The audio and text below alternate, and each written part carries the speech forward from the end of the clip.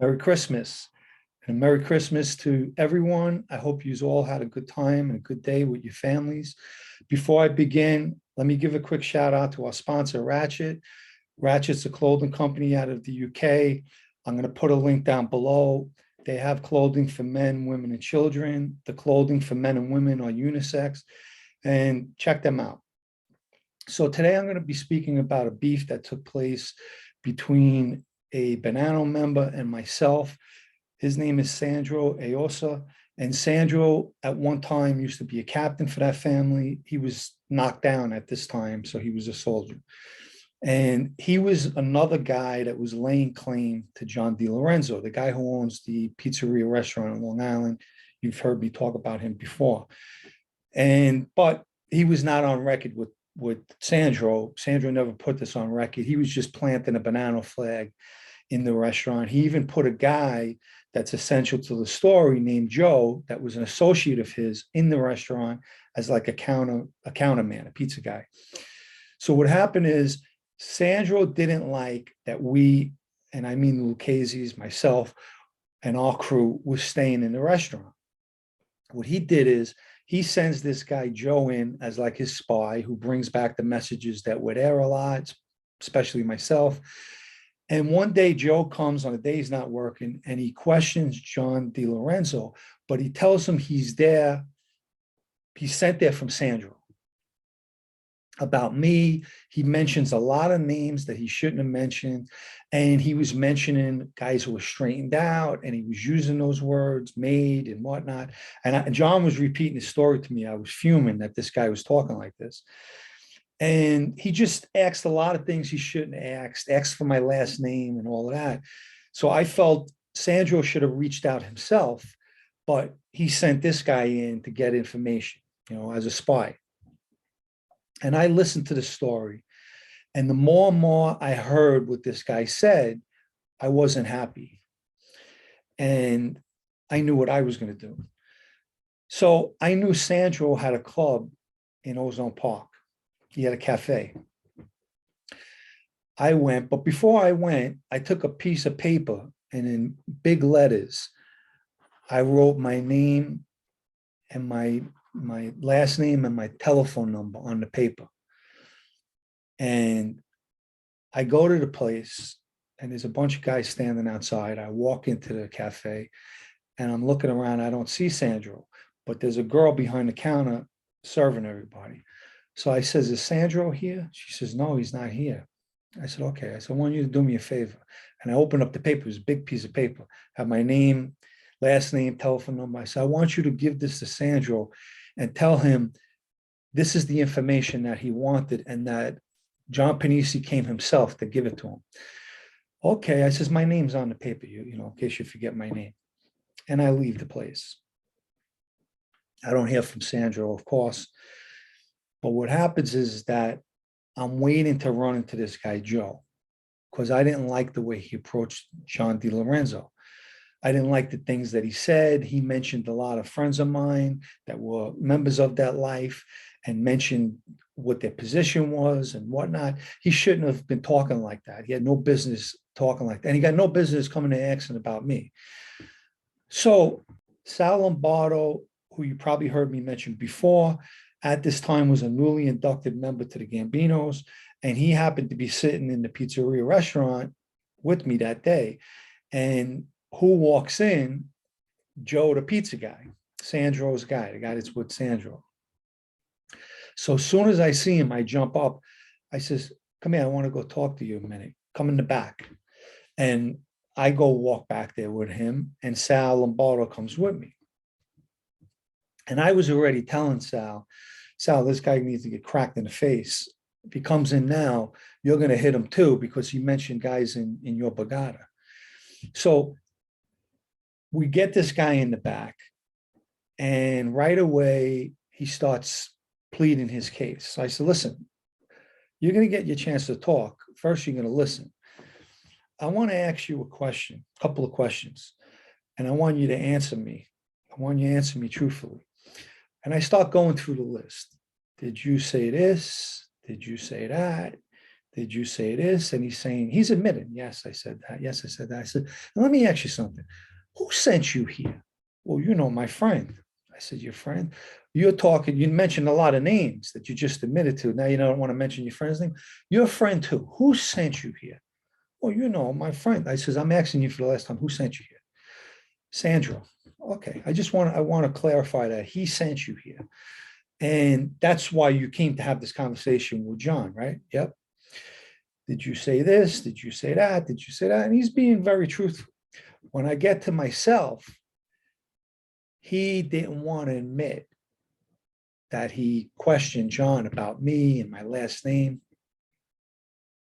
And what he says to me is, he says, please, he says, I just lost my wife. Now, this is true. I was always very respectful when his wife was in the place. I send my condolences when his wife passed. However, that has nothing to do with why we were standing there. So I said to him, listen, my heart goes out to you. May she rest in peace, your wife. But I got to ask you a question. You're now stating that you lost your wife because you're in a predicament right now. But let's not forget, when you came here and approached John DiLorenzo, your wife had passed already, right? So you wasn't in mourning enough for your wife to come over here and start getting involved in our business and making, and questioning John about certain guys and certain names you shouldn't have mentioned. And most of all, my name. So I'm going to ask you, did you come here and you mentioned my name? He wouldn't answer me. And as I always say, this was back then, I wind up hitting this guy, Joe. And when I hit this guy, Joe, he started screaming and everything else. We calmed him down. Sal gave him a little slap. I think he was very light on him. And I don't really think that he wanted to do it, but he had to. Don't forget, this guy mentioned guys in that family too. He mentioned Blaze Carrazzo. He mentioned a lot of things he shouldn't have been mentioning, things he shouldn't have had no business talking about, right? So I said to him, Sandro sent you here? He was holding his face. He was just looking at me. I says, well, go back and tell Sandro that was my message back to him for sending you here. Go tell him right now. And he ran out of the restaurant, and I didn't care. I want him to go tell Sandro. I had spoke about Mikey DeSantis. Mikey DeSantis, before he took the position of acting boss of the family, he was part of our crew. We had discussed this because everybody was away at the time on vacation. And I'm waiting for the Bonannos now to react to this or reach out to me because I hit one of their associates. As I said, Mikey used to call every day for about a week and a half, but they never reached out. When they do reach out, I don't bother getting Mikey involved because they reach out with Mikey Padavona. And people probably heard me mention in the Peter Pan stories, Mikey Padavona was an acting captain now for Ronnie G. So he reaches out to me and asks me if I could come down to the boatyard. He had the boatyard, that's where they hung out. I go the next day or whatever it was, and I go and see him. So he's standing there smiling. I said, what's up? He says, when I heard a guy with the Lucchese's cracked one of our guys, he says, I knew it was you right away. I said, really? He says, well, I heard it happen in Long Island. He says, I knew it could only be you.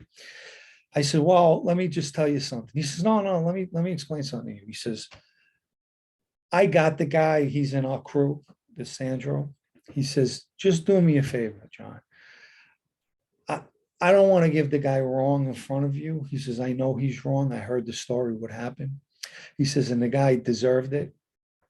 But let me walk away after I introduce you, because I didn't meet Sandro as a friend, meaning I was never formally introduced to him in that life. He says, when I do the introduction, I'm going to walk away. He says, and whatever you do and say is on you. He says, just do me a favor, don't put your hands on him. I said, no, you don't got to say that. He's a friend. He says, but I don't want to be there if you abuse the guy, which he's right? He's the acting captain. He don't want to stand there while one of his guys getting abused and he's allowing it to happen. So he started kidding around about now I told him exactly what happened. And we were standing there bullshitting, laughing, kidding around. Car comes pulling up. It's Sandro. Sandro is about 70 something years old at this time. He gets out. Michael does the introduction to us. And Michael says, hey, I got something to do. I got to go talk to somebody. So that's his exit. So he don't have to be there. And I tell Sandro, what's up? So he says to me, he had a broken English. He says, I feel like you were smacking me in the face. I said, really? Why would you feel that way? And he goes into telling me, obviously, what happened, that I smacked his guy and it's disrespectful. I says, well, let me ask you a question. This guy, this Joe, do you know that he went to John DiLorenzo and he said this, and that, and I explain everything. He's just looking at me. I says, but what's worse about all of that, Sandro, is he said you sent him. And he's also questioning a guy about a friend in this life, myself. And he mentioned other friends in this life and who's straightened out, who's not. I says, but he said that you sent them. I know send them. Now, he can't say he sent them. He can never admit to that. And I know that. I said, really? So you didn't send them? I know send them. I know send them to say that. I said, yet he said it. And now he lied and said that you sent them because I questioned him. And I got Sal Lombardo that was standing right there when I questioned him, another friend. And he admitted and said Sandro sent them. And now you're telling me that he's lying, that you never sent them? I know send them. I said, so instead of feeling like I smacked you in the face, you should be thanking me because I smacked him in the face for you because he disrespected you too. He says, you're right. I don't know what to do with these guys. I said, but let me ask you something, Sandro. The guy's with you, right? He's an associate with you, right? So is his brother. Yeah. And you don't know what you're going to do with them? Look what the guy did. So he's running around using your name now and being disrespectful to friends. And you don't know what you're going to do with them? He said, well, I can't control them. I says, if you can't control them, then they don't belong with you. And I don't mean that disrespectfully, but I'm right. Do you want me to get Michael over here and you want to tell Michael that you can't control the guys who are with you? I'm not going to do that to you, but if you want, we'll bring him over here. No. He says, I'm getting old. I know that, but they should still respect you. They shouldn't be running around using your name, talking about friends in this life. Meanwhile, the whole time I'm telling him, I know he's full of shit. He did send them, but I'm going to play the game. We're going to play the wise guy game. So I says, you should really, at the very least, Sandro, he says, you know what? I'm going to smack him in the face. Now, don't forget how he started off. He started off saying he felt that I smacked him in the face. Now he's smacking him in the face. I says, Sandro, why don't you let me do it again for you? No, he says, you did enough.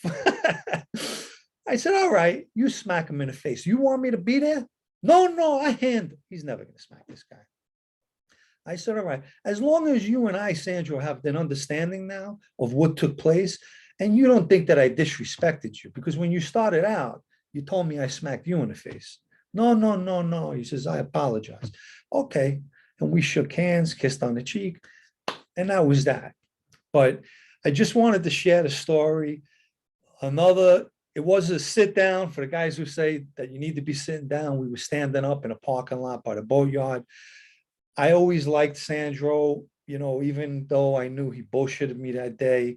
And Sandro never came back into the pizzeria restaurant no more, and neither did the guy Joe. He quit, by the way. I hope you enjoyed the story. It is the Christmas season. Be very thoughtful and giving. And I hope for positivity in everybody's life. Let's hope for a better, healthier new year. Ciao for now.